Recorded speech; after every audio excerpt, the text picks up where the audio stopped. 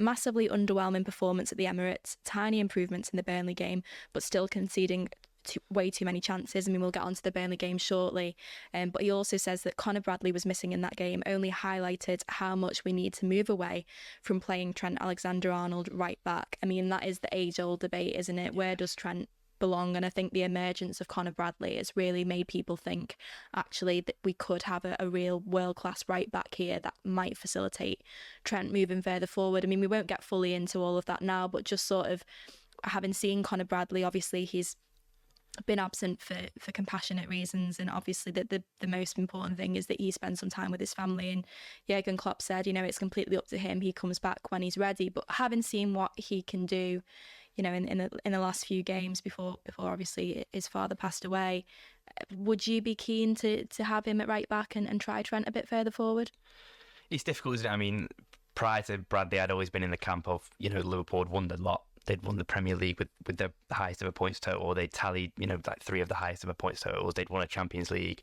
They literally won everything in the land with Trent Alexander-Arnold at right back. So it was like, if that's the level that Liverpool need to get back to, or they aspire to get back to, the team to beat in Europe and across the world, then why would you change something that was so influential first time around? But I suppose, there's this debate will come up again now, especially not only because of Conor Bradley's emergence, but also because there's a new manager in here who's going to be able to kind of stamp his own ideas on the team. But I mean, it's early days to judge Bradley, isn't it? I mean, he's funny enough, actually, I watched him a few years ago in the academy. I think it was 2020 or 2021.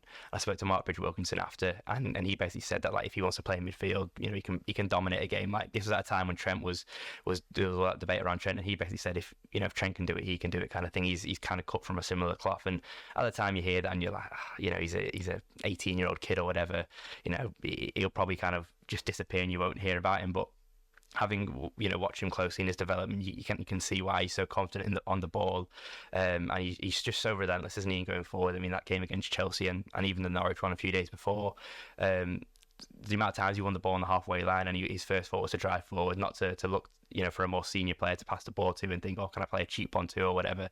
He was like, I've got the ball, there's acres of space, I'm going to drive into it. And I suppose if you are looking at someone like Alonso, who has there's a lot of emphasis kind of put on his fullbacks and the demands of them, then maybe it would suit Bradley to be kind of that player, because Trent obviously is coming inside more. I think Alonso, from kind of what I've seen, is he likes his fullbacks to be kind of high and wide, so that you would think would suit Bradley more. But in terms of Trent between now and the end of the season, I mean, as I say, there's going to be massive games, and I just don't think Liverpool can flick between the two. I mean, you're looking at City at Anfield next month. Would you throw Conor Bradley into that? I mean, it's a huge call, isn't it? If that doesn't go well, then you're going to have to change again to kind of Trent at fullback. So if it was me, I think Trent's at the minute he's injured, and it sounds like he's not going to be back too soon. So I think between now and the end of the season, it might just be a case of like rotating the two at right back. And as I say, Liverpool are going to have some really big games, and they're also going to have less important games in the Europa League coming up. So maybe that's where Bradley gets his minutes, and in the later rounds of the FA Cup as well. And then maybe Trent is your man for Premier League duty. And look, if Liverpool need a goal on 60 minutes, 70 minutes, as they've done at times this season.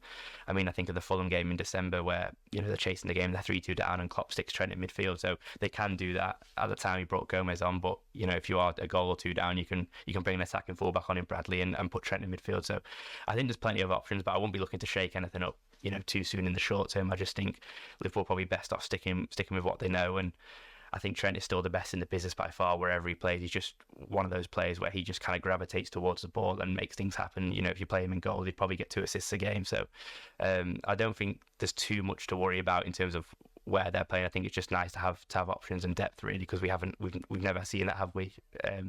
Especially whilst Trent's been in the team. So yeah, really, really a positive, to be fair. Yeah, and I don't think it's any coincidence that Liverpool in the last 2 games, when Trent Alexander-Arnold clearly has been carrying a knock, hasn't been fully fit, obviously goes off at half time against Burnley. I don't think it's any coincidence that Liverpool have looked poorer for it, and I think they'll be really benefiting from when he is back and fit, which, touch wood, will not be too soon. Will not be too far away, and as soon as possible, please. But just sort of wrapping up then on the Arsenal game, I mean, it is frustrating. It's frustrating to lose, in the manner that Liverpool did. Probably the first game they've deserved to lose this season, when you go back to all the controversy that came with the Tottenham defeat. Do you think Liverpool can take too much from it, or is it just one of those games where they've just got to sort of brush it off as a bad day at the office? I mean, I just want to have a little look about how Liverpool have fared against the rest of the so-called Big Six this season. I mean, I know Chelsea have not quite shown the Big Six credentials so far this season, although they did get quite an impressive win against Palace last night.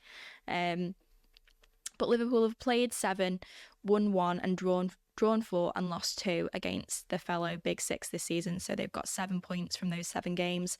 By contrast, Manchester City have played 5, won 1, drawn 3, lost 1. So they've got 6 points from 5 games. Arsenal have played 6, won 3 and drawn 3. So they've got 12 points. So Arsenal obviously doing the best out of those 3 candidates in the race for the title, which is interesting considering they're actually in the worst place at this moment in time in the title race. I mean, do you think Liverpool will be too concerned about that, or do you think they'll just be thinking, you know what, we beat City at Anfield, we put in a good performance away against Manchester United, we beat Tottenham at home, and then, you know, we don't really need to worry about what's gone before? Well, that's it, isn't it? I mean, the games they've got left are quite favourable. I think people forget how hard Liverpool's running kind of how hard Liverpool's fixtures were in the first half of the season. You know, they start at Stamford Bridge, they go to Tottenham soon after. They go to the Etihad a few weeks after that. So that sets the running up quite nicely. Normally, typically, you know, 2019 and 2022, when Liverpool are going for the title, it feels like they always have they always have to go to City in the second half of the season, and I don't think you can underestimate how influential it is having City to come to Anfield for a change, which, as I say, it feels like it's always the other way around, and it's almost like, you know, you're within touching distance, you're maybe a point or two behind them, and then it's like, we've got the Etihad and, you know, Liverpool's record there. I mean, they've only won once there under Jurgen Klopp, so it almost feels like, well, you might as well sacrifice another 3 points. So I think the fact that Liverpool have kind of negotiated these top 6 fixtures this year, I mean, they haven't done as well as they've done in previous years, but I think they've been more consistent in their other games. I mean, as you mentioned, Beth, it was only their second defeat of the season, which is, you know, if you kind of disregard the first one, given the circumstances, it is an incredible run that Liverpool have been on since, last April when they lost at City, and they've really transformed their kind of fortunes around. But I don't think there's any underestimating how important it is to beat those in and around you. But as I suppose, you know, Tottenham to come out Anfield, that'll be another big game. I think that's at the start of May, and they've got City to come in a few weeks, and then I think probably the only one you're looking at after that is, it depends how Villa will hold up, but you've got United to come, which is, you know, if you kind of ignore the results, the kind of freak 5-0, I think Liverpool have always found it quite difficult to go to Old Trafford under Klopp. It feels like they've always played the team rather than played the club rather than the team.